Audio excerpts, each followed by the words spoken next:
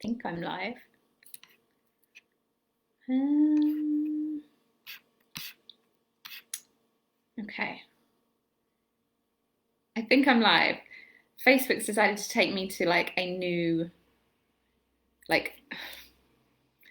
place. Normally you just go live from within the group, right? But it's taking me to a live recorder studio, which is very, very odd.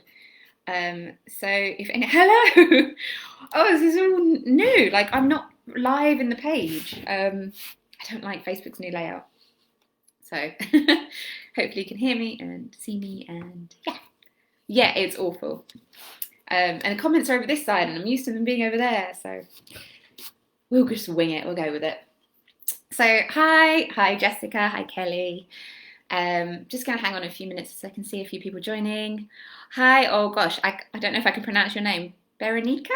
Is that right? Sorry, I'm bad with names. Um,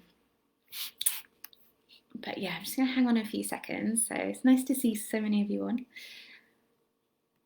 I just sent hubby out with the baby. I was like, go for a walk, go. It's harder to so she's 6 months old this week, and yeah, it's harder. She slept a lot more when she was a newborn, and now she's going through this transition stage of we think she naps at certain points, and then she'll just surprise me and be like, I'm awake, just when I've got to work. Found you. Hi, Tamila. Hi, Shan, Charlotte, Emma.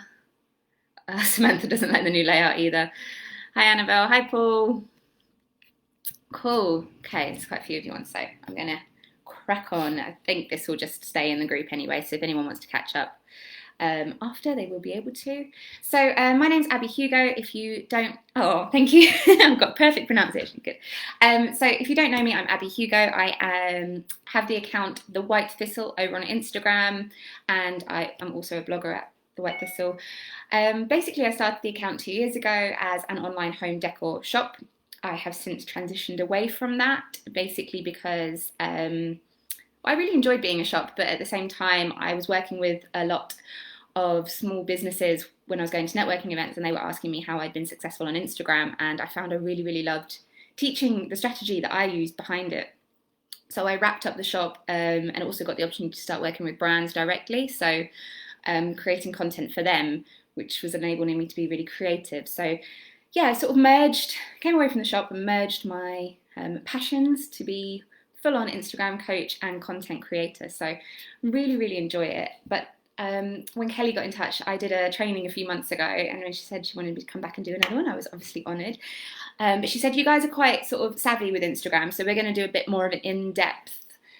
This one's sort of like how to attract new followers, retain them, and convert them into clients, because at the end of the day, that's what we want. We want people to actually buy from us on Instagram rather than just have vanity metrics of lots of followers. So so basically we're gonna split it into 3 things, and then if you've got questions on each of the topics as I go through, absolutely I'll try and keep up with the comments, but if not, there'll be time at the end when we can just do a general Q&A, which I love answering any questions that you may have, so feel free to save them for the end. So how do we attract new followers? Basically, you've got to think of your Instagram account as a magazine. So your feed, whether we like it or not, pretty feeds attract more followers. The more consistent your feed, the editing style, the type of photos that you share, and I know that some of you reshare other content, so there are ways of creating a more cohesive feed, even if you're sharing other people's content. It's about batching content together that's similar looking and things like that, and then transitioning it into a different type of content. So say you were, I mean, I even do this on my feed. We're going into autumn now, so I'll use more orange tones and reds and things like that as we go through. So if you're working with, and I'm doing this specifically because I know that you're the wedding industry. So if you work with photographers, that, for example, that share different types of content, I would batch those kind of contents together and share those in a chunk, and then move on if there was other types of content creators and batch them, so that your feed does always look some kind of consistent. But people that have more consistent feeds do grow quicker because their followers know what to expect from them. When a new potential follower clicks over to your page, they can see instantly whether they like your content or not, and what they're going to get when you produce more content. So you're more likely to grow quicker, faster, the more consistent your content is. So That can be if you create your own content using a very specific filter, having a theme. So maybe it's a photo of a product, for example. If you have product-based business, then a quote, then a photo of you or your business, like someone in your business. There's ways of doing it, but try and create a really consistent feed. It's going to help you grow a lot quicker. The other way of doing it, basically you're trying to reach new people. So once you've got a really consistent feed that is, what I say is, a pretty picture gets a like, a pretty feed gets a follow. So you then need to go out and start engaging with people, your ideal clients. And if you can attract them and to get them to look at your page, that's where you're going to get the follow. So things like hashtag research is so important. But if you can find out where your ideal clients are hanging out and what hashtags they're using or what accounts they're following, you can go and spend time engaging with those hashtags and those accounts. And that's going to help attract your ideal clients over to your page, and hopefully follow you. So what I tend to do is, if I find a really good hashtag that's like full of people, so my account is motherhood, lifestyle and interiors. So if I find a hashtag that is just full of other people that love interiors and are mums, I'll spend a lot of time, I'll follow the hashtag so that I get the notifications in my feed and I can engage with those kind of accounts that are just coming up in my feed. But also I'll go onto the hashtag and I'll go into the recent posts and I'll spend time commenting and liking the photos in that hashtag. So I'll come across one, I'll like it, I'll actually then go into their profile and I'll like a couple of other ones and maybe even leave a comment, because what I'm doing is doing a little engagement bomb, is what I call it. Because if you're just leaving one like, it gets lost in the masses. Whereas if I know that I notice it, and I can guarantee you probably do too, if someone likes a couple of your photos and leaves a comment, you're more likely to click over and see, oh, who is this person engaging with me and what do they want? And and then you're like, oh, I love their content. And then you follow them if it's your kind of person. So the more you can engage, Instagram is called social, it's a social media. It's called that for a reason. You have to be social with your people. You have to talk to them and spend time doing that. You're far better planning your content in advance and then spending the time that you would spend, say, on an evening. How long if you sit there getting your picture ready, typing out the caption every evening, finding the right hashtags, tagging the right accounts. You could spend up to 20 to 30 minutes doing that. If you can spend that time engaging with people instead, you're far more likely to grow a hell of a lot quicker. So what you want to do is just leave these engagement bombs everywhere, and then it's like a virtual tap on the shoulder to get people to come over and check out your account. And that is how you grow. There's a statistic that says for every 10 likes and 3 comments, this doesn't have to be on one profile, but for every 10 likes and 3 comments you leave, you will get 1 follower. So if you, do the math on that, if you want 100 followers a week, you need to be doing 1,000 likes and 300 comments, which sounds like a lot. But if you divide that by 7 over 7 days, it's something like 142 likes and something like 40 comments. So that is completely manageable. In 20 minutes, you can easily do that. Now, I don't do it every day because can be a lot of work, and if I'm distracted and stuff like that, but I can hands down see the difference when I spend time engaging with my community. That my followers do increase. So do spend time really engaging with them. Hashtags, accounts that are sort of like your competitors, or especially in the wedding industry, you've got accounts like Hitched or Rock the Frock, things like that. Those are going to have a bunch of your ideal clients in there. And what you do is you start engaging with those accounts. The algorithm will detect that you're engaging with those accounts and then share your content with more people that have those. That is so clever, honestly, that have that kind of similar profile. Because it's like if you ever put money behind your Instagram account, you can target audiences, and the algorithm is doing that just kind of naturally for you when you're engaging with the accounts. Which is why this is a little bit off topic, but if you ever get asked to be in a comment pod or anything like that, it doesn't work for businesses, because and a comment pod, if you don't know, is just a group of accounts. Normally business owners get together and they're like, let's all help each other and support each other, commenting on each other's accounts. But what you're doing there is kind of, your account will then just be shown to more business owners, because that's the accounts that you're commenting on and engaging with.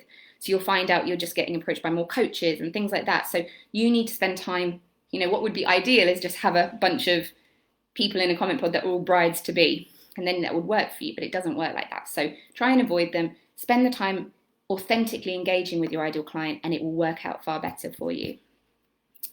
Hashtag research. I'm going to touch on this brief. I don't know how many of you, I did a training earlier, like I said, and I went quite in depth on hashtags. So I will just cover it here briefly, but you want to be, when you're actually using hashtags, Sean said, I got asked that yesterday. I always turn them down, a waste of time. Yeah, because you can spend 20 to 30 minutes engaging on other business owners' content, which you don't really care about. It's not, great for them, support them, but they're not going to attract your ideal client for you. So absolutely, waste of time. Spend your energy authentically searching for the real people you want to be talking to. But hashtags, you want to be using more smaller niche hashtags. Anything like over 1 million posts. So when you go onto a hashtag, if you go to the search bar, you type in a word, you can click onto the hashtags, you'll see how many posts have been posted to that. If you use really big hashtags, what's going to happen is that your content is going to disappear so fast down that feed because the amount of posts that are being posted to it every second.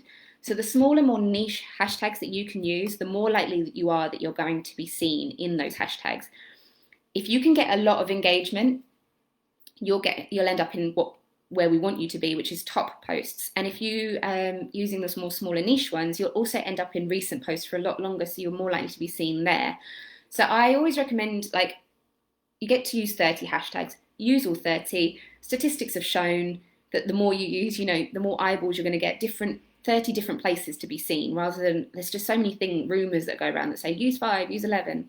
Use all 30. It's 30 free marketing opportunities, and change them up regularly, because if you're using the same 30 and over again, you're just going to be seen by the same audience over and over again. So try and change it up fairly regularly. Also, you might end up being looked at by the algorithm as a bot. The more repetitive behavior you do, the worse it looks for your account. So saying things like using the same comment over again. So change things up regularly. Don't act like a bot, basically. But I always recommend to use, if you have under 10,000 followers, I'm going with this kind of case. If you've got bigger following, you can use slightly bigger hashtags. If you have under 10,000 followers, use, say, 10 between 10,000 and 50,000 hashtags, 10 between 50 and 150,000, and then 10 between 150 and, the wedding industry is the hashtags are quite big, so you'd probably go up to 500,000, maybe even a bit bigger. And I kind of use this like staircase analogy. If you get enough engagement on those small, more niche hashtags to appear in top posts, when you appear in top posts, you'll get more engagement naturally anyway, because you're there front and center. And then you'll topple over onto the medium hashtags. And again, the aim is that you sort of stagger it like a staircase. The more you get on each level, eventually you'll get into top posts. And I do this regularly, and I've had content shared by millions of people, like 2 million of people, because of the accounts that pick it up, because I appear in the right hashtags. So it really is worth spending time researching your hashtags. Look at competitors, what they're using. Are they appearing in top posts? If they are, they're probably using a really good hashtag. Also, the content is relevant to that hashtag. So I'll sort of use an example of the interiors thing so that you can sort of picture it in your... But my interior is very warm, it's quite rustic, it's very maximalistic, lots going on in it. If I was to use a hashtag that was based on Scandi, the very white, clean, gloss look, I would never appear, no matter how much engagement I got on that hashtag, I would never appear in top posts for that, because that hashtag isn't geared, the people looking at that hashtag don't want to see my content, they want to see that white, glossy content, because that's what the hashtag is geared for. And like I said, the algorithm is really, really clever. It can detect what is in an image. So try and find hashtags that are relevant to the content that you create. How do you know when you're in top posts? So if you click on a hashtag, then you basically will see top posts. And if your image is there, you've been featured in top posts. If it's not there, you haven't got into it yet. So you'll be in the recent posts eventually if you scroll far enough down. I'm going to open my first Instagram account. I was waiting for this training to know what to look for. So if you could squeeze in a few advice for people like me. All right, okay. We can also link the training that I did before, because that's a bit more basic, but I'll touch on some really basic things at the end if that's okay. So then what you want to do when you've learned how to attract new followers and things like that, you want to improve your engagement. So I'm focusing today on converting people. So once you've got people over, then what you want to do, the better your engagement is, the better that your actual following that you currently got is consuming your content. The more they consume your content, the more likely they are to buy from you because they trust you, they know you. I think there's something silly. It used to be something that you needed to see 7 pieces of content from someone before that they would trust you enough to buy from you. I think that's gone up to something like 20 or 25. So you need to be shoving content in their face. And I'm going to touch on how you can do that better in a minute, because we're going to talk about stories and video content, which is unfortunately the best way. So nerves often get the best of people, but creating content that your audience wants to see. Always check your analytics. If you are not a business account, please go convert into one. You get access to analytics, which are vital for your growth. You can check your analytics by going to your home. Oh no, that is not going to work. No, okay. Going to your home page where you see your profile picture, it says edit profile and then underneath it says insights. I would be checking your insights really regularly. I check mine nearly every day, at least check them once a week. And what you want to do is basically go into your content. So if you go into insights, then click content and then scroll down a little bit and you'll say posts and then it says see all, and you'll be able to see all the posts that you've created in the last year or whenever you converted over to a business account. But if you've had a business account for a year, you'll be able to see an entire year's worth of content. Then you want to toggle, it's really hard without having it plugged in. I normally plug in my phone. So you'll see all, then you'll see 1 year, then you'll see something that says reach. You can change all of those. So you can change that to be just video content, just posts. You can change it to be the last 7 days, last 30 days, and you can change reach to be engagement, likes, comments, website clicks, shares, save. There's so much depth to the analytics that you can get. And this is where I spend so much of my time knowing what to create for my audience. Because if you go into that and you look at what's got the most engagement, you know that you should be creating more content like that for your audience because that's what they want to see. So like I said, mine's an interiors account. I share my bathroom and some shelves in my kitchen every week because no matter when I share them, I get such good response. You'd think people would be bored of it, but they're not. That's what they want to see. So create more of it. Also, whenever I share quote photos, they go really well. So I create more of that content for them. You want to be listening to your audience. Create for them. Don't create what you think they want to see. In the analytics, what is really important is, so engagement is the amalgamation of likes, comments, saves, and shares. So obviously likes and comments are really obvious. We see them on your feed. Saves and shares.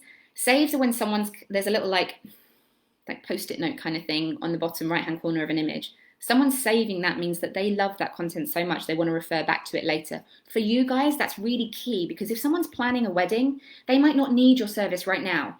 But if they've saved it, then they're going to want to come back to it later. And if someone sent it on, again, really key for you guys because it could be a friend or a mother-in-law that's seen something and sent it to a bride. So pay attention to those two analytics and again, create more content based on those buckets. Would you suggest a business account over a creator account? So there's very little difference in them apart from the fact that, again, there's certain anomalies per thing. So some business accounts can have music, but most of them don't. So as a creator account, it's more geared towards influencers and sort of entertainment. But you can be a business as long as you don't sell a physical product because you cannot tag products as a creator account, but you can as a business account. So if you want to have that physical product tag, you're better off being a business account, but you won't get access to music, which is annoying. So yeah, pay attention to your analytics. Really key. To improve your engagement, you're going to have to engage too. So if you post, don't do what I call post and ghost. Don't post a photo, then go make your dinner. Post a photo with the intention of sitting there and engaging with the people that engage with you. So if someone leaves a comment, make sure that you reply as quickly as possible. Not only does it look good for your account, so if 3 people reply and then you reply to each person, that's now 6 comments on your account rather than 3. But also reply with formal words. So again, that bot behavior that I was talking about earlier, Instagram picked up on people using automated comments. So you'd see things like "love this," "looks great," or just an emoji. So it's kind of forced us to be a bit more human and having more human conversation. So the longer a comment or a reply to a comment is on your page, the better the engagement looks for that account. So always reply.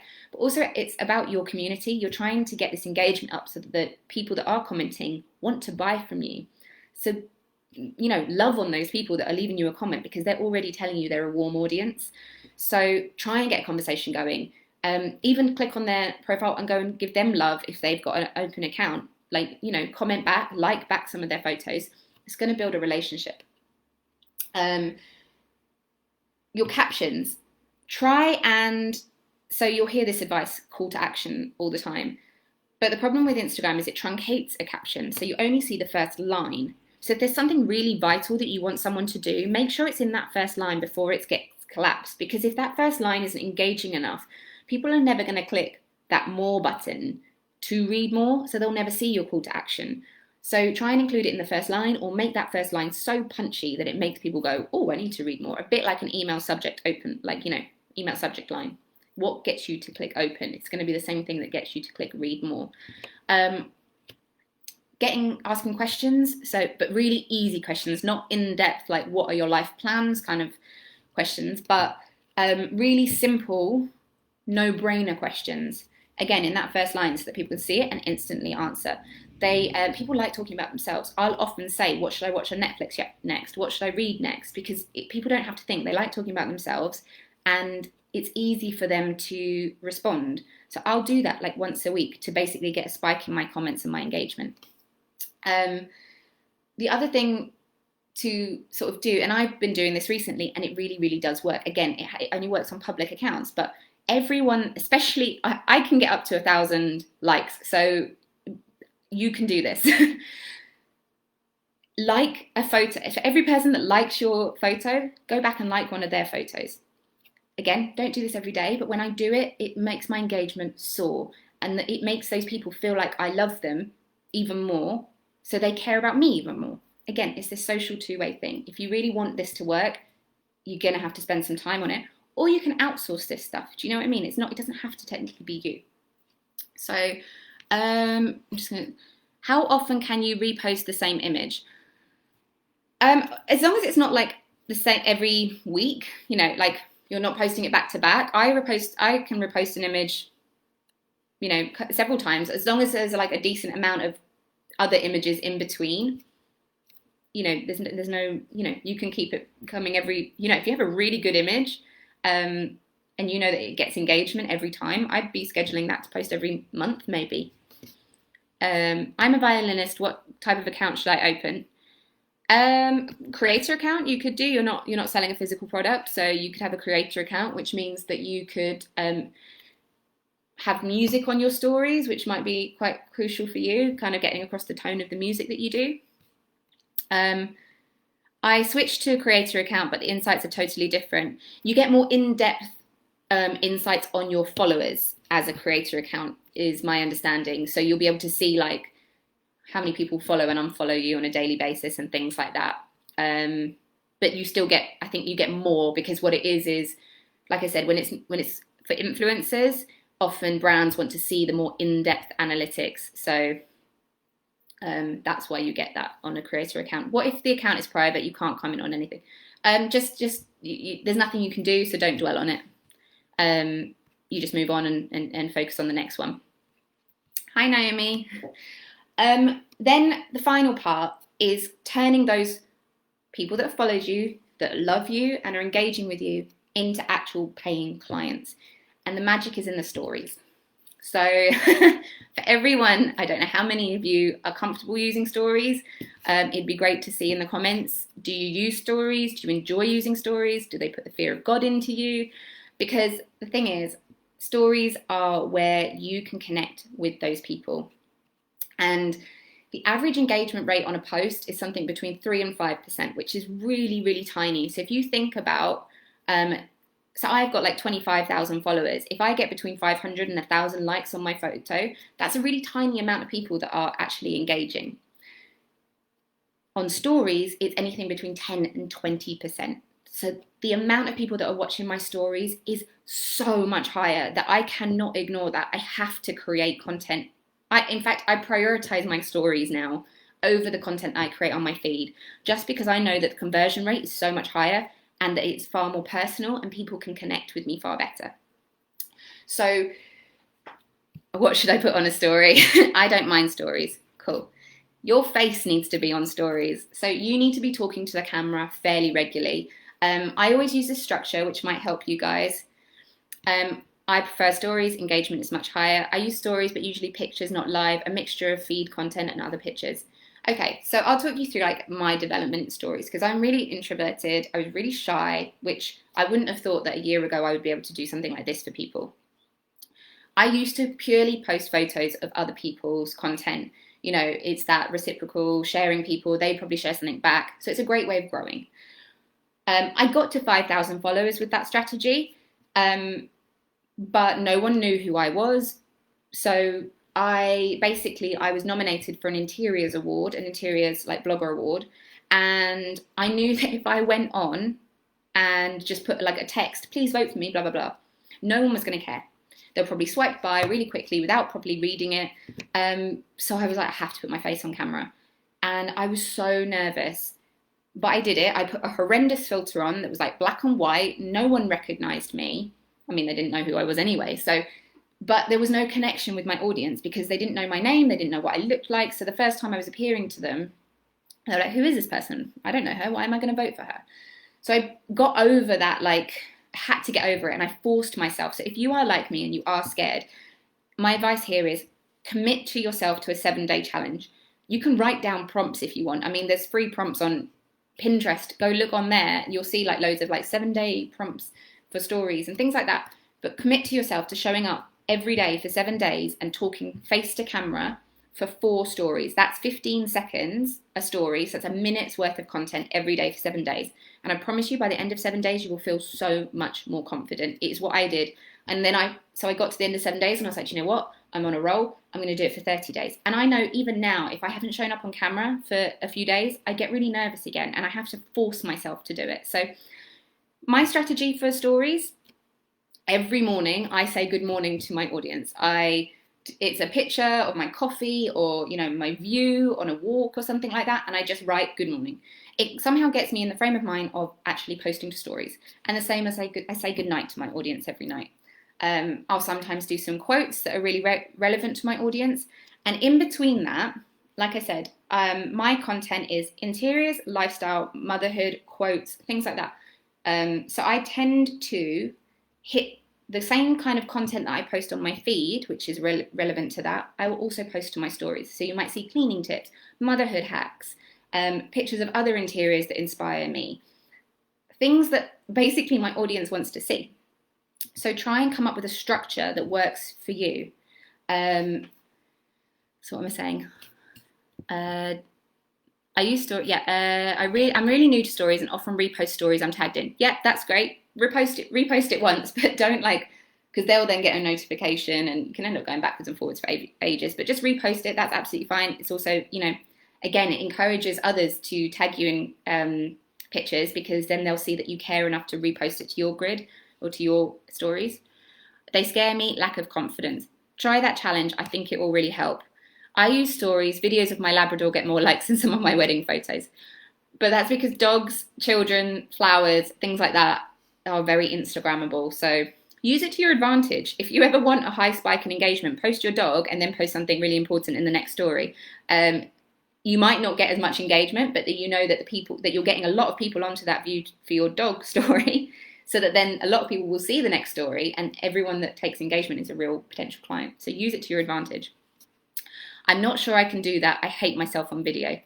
Okay, put a filter on. Okay, so here's the thing. By the end of 2021, 80% of our content is going to be video content. You've seen it with Reels, IGTV, TikTok. We are being forced into this generation of video content. So without being really, really mean, because I know that I felt like you, we have to find a way to keep up or we're going to get left behind. So just try. Go on today and just put yourself to camera, put a filter on if it helps, put makeup on, Or even if it's the first time you spoke to the camera, face the camera away from you. Like show what you're looking at. Maybe you're walking or something like that. And say, hi, I'm Sian. I am XYZ. I started this business because, and just tell them your story. Start with that. And then you can save that to your highlights as well. So it's actually a really good thing to have on your stories anyway. I regularly post photos of my coffee cup on stories. Me too. I'm obsessed with coffee. Okay, a lot of you guys feel like Sian, so please try that for me. I mean, tell you what, I'm holding you accountable. Tag me in it. Tag the White Thistle, and I will support you. But I really want you to be able to get on to this, because that you putting your face to camera is going to get this like, know, and trust factor building so much quicker. You know, when I said earlier that it used to be 7 interactions, it's now like 25. If you do stories every day, that 25 is gonna ramp up really quickly, and they're gonna see you and care about you and want to buy from you a lot quicker. And also, it doesn't have to be live, does it? No, so you can pre-record them and upload them. As long as it's less than a minute's content, it will split it into 4 stories for you. So no, it's never actually live, if that makes sense. So the other way to increase engagement on your stories, because you want engagement on your stories the same way that you want likes and comments on your feed. You want DMs and things like that from your stories, because that counts as engagement. So there are 4 what I call engagement stickers that I recommend using every day, at least one of them or a combination of them. The first one, so if you open up a story, do what you need to do, and then go into that, there's a little smiley face at the top of the stories. If you tap on that, you'll see all the features like GIFs and things like that. In there, you've got this poll, it's like emoji slider. So if you slide it, you sort of interact how much you love or don't like the picture. That is the easiest, sort of like the lowest barrier to entry. So people don't have to think about, you know, sliding that when they're interacting, but it counts as an engagement on your profile. So it's good for the algorithm. The next one that's really good to use is polls.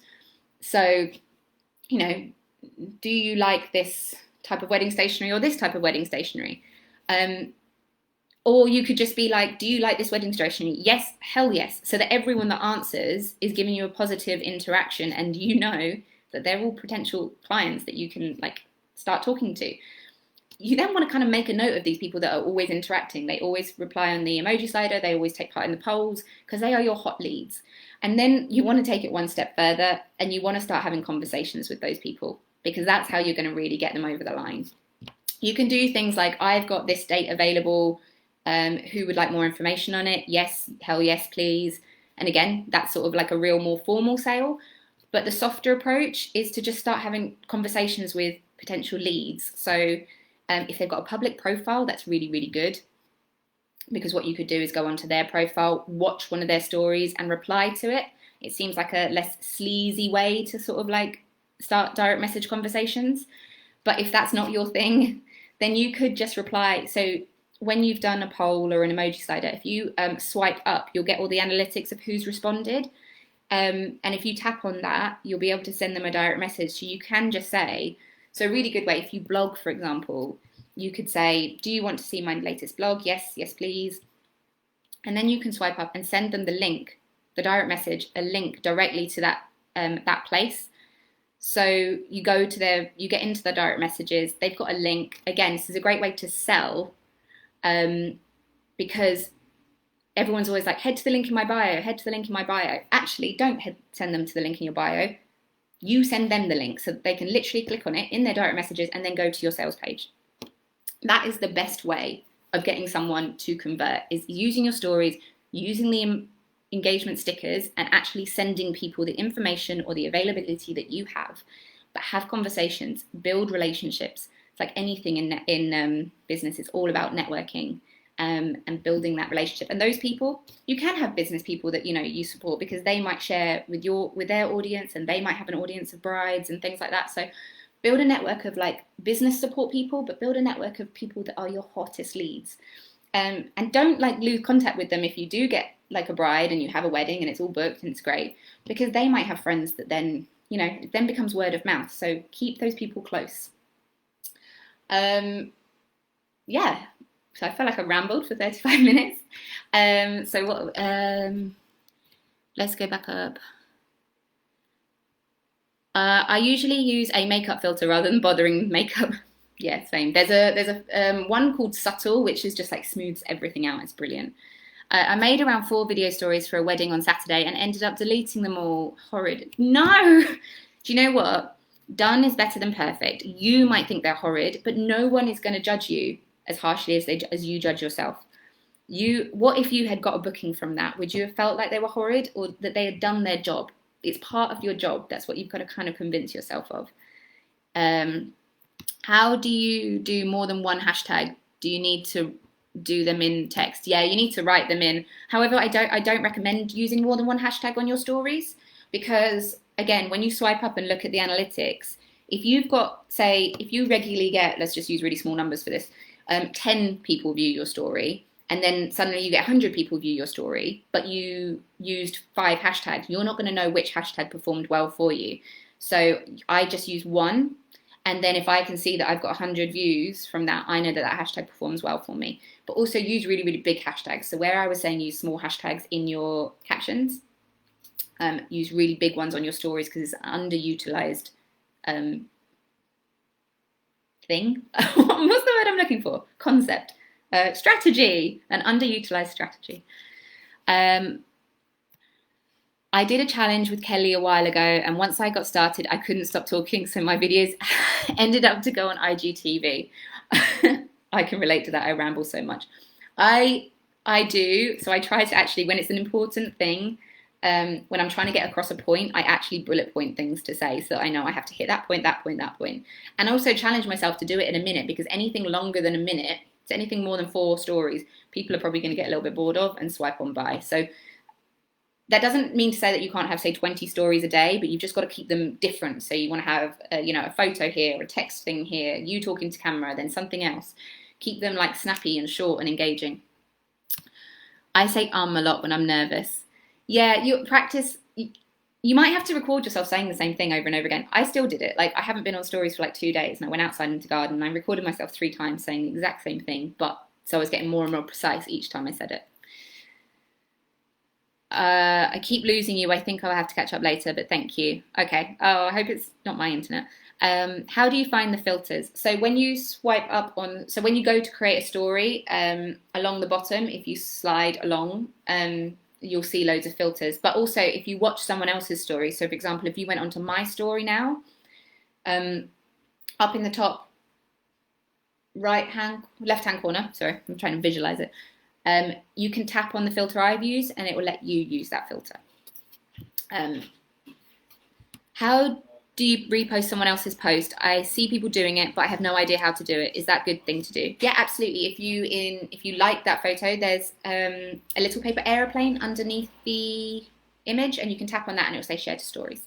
You can't reshare someone else's story unless they've tagged you in it. So any other questions about anything else at all? I've sort of got 5-10 minutes to answer anything else that you might have questions on. But was that helpful? Does that help you sort of have a strategy on how to actually approach getting clients through Instagram? Because that is, having 1,000 followers or 10,000 followers is no good if you're not actually making money through it. So try and sort of set yourself a goal. I want to get 2 bookings through Instagram this month, and then use that as your benchmark to actually have those conversations with your hot leads and things like that.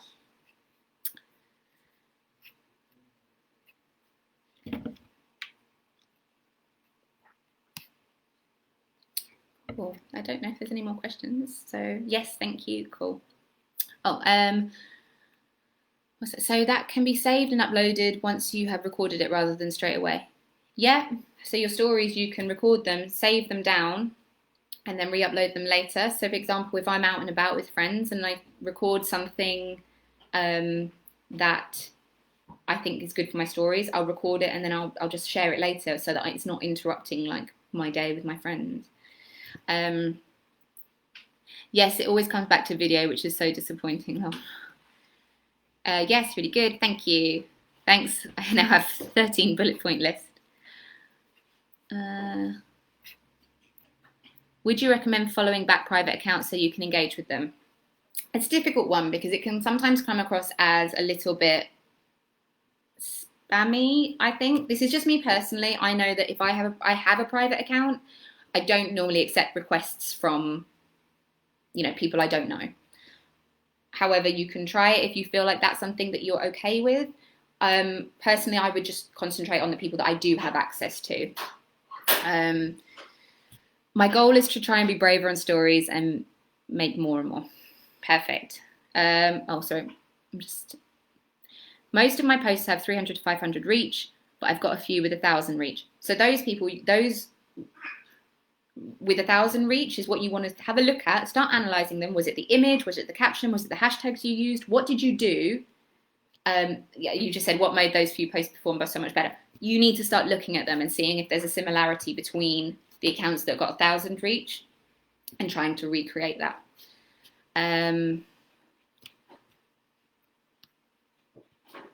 Guys, I genuinely want you to go on and do a story, even if it's just one 15-second story saying hi and tag me, because you will feel so much better once you've done your first one. It's literally just putting yourself out there and getting used to it. Cool.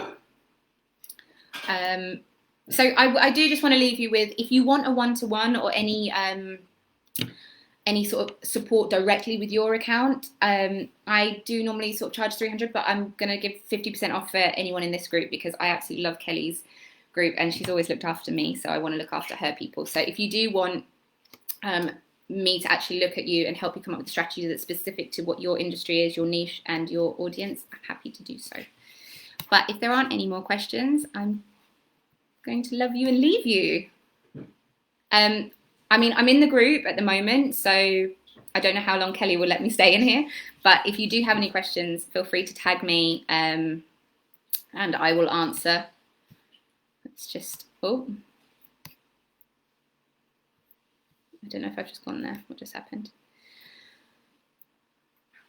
I follow brides once they are booked so I can follow their journey. Yeah, that's different. If someone's actually booked with you, absolutely follow them because you can help them and become a trusted source for them. So that's different, I feel, than following colder sources. Cool. Okie doke, guys. I hope you all have a lovely afternoon. Enjoy the sunshine and yeah, I'll talk to you soon. Bye.